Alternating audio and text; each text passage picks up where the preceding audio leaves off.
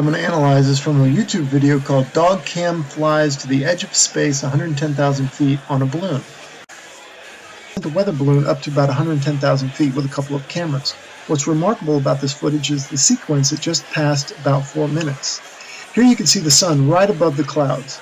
I mean, it looks so close. It does not look any 92 million miles away, that's for sure. And so it creates this sunspot, for lack of a better term, that most think is just the sun's reflection. What I show in my analysis is that it can't be the reflection of the sun, but is actually a projection from the sun itself. In other words, the sun is so close to the clouds that it is actually shining directly on the clouds. And that is what is creating that spot. Let's take a look. Okay, alright, there's the sunspot I'm talking about. Notice it never moves in its position in the clouds. It doesn't move around where a reflection of the sun would move around, which I'll show you in my experiment coming up.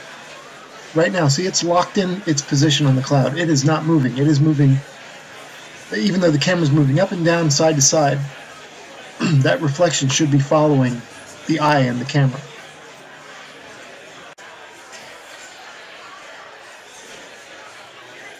Okay, the light above the door represents the sun.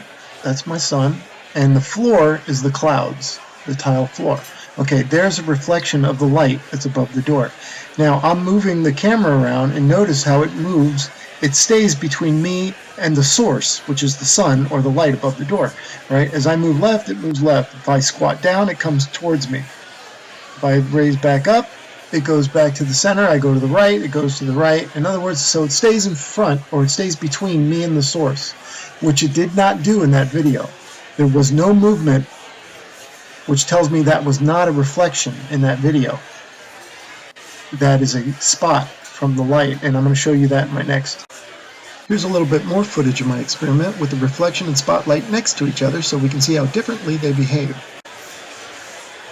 Let me set this scene up.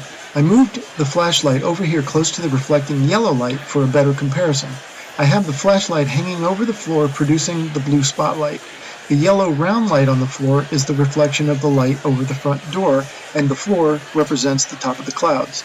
Notice that as I move the camera around, the yellow reflection moves all over the place, but the blue spotlight stays in the same place relative to the floor.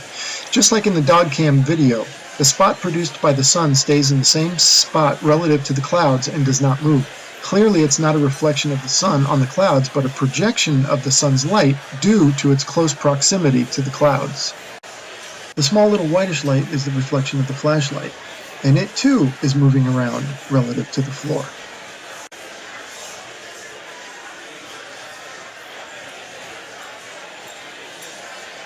Okay, have you ever been to the beach and walked along and the sun will follow you, like when it's shining off the water, or the moonlight? This is not a reflection. It does not move from its position in the clouds. That's a spot from the sun being directly over it. That's what it looks like. Like I've showed, it can't be a reflection.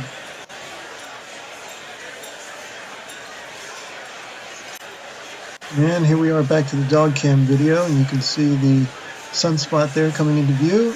And again, it's a spot. It's not sliding around the top of the clouds like a reflection would do. As the camera moves around back and forth and up and down, that should be moving, but it's not. Interesting. Thank you so much.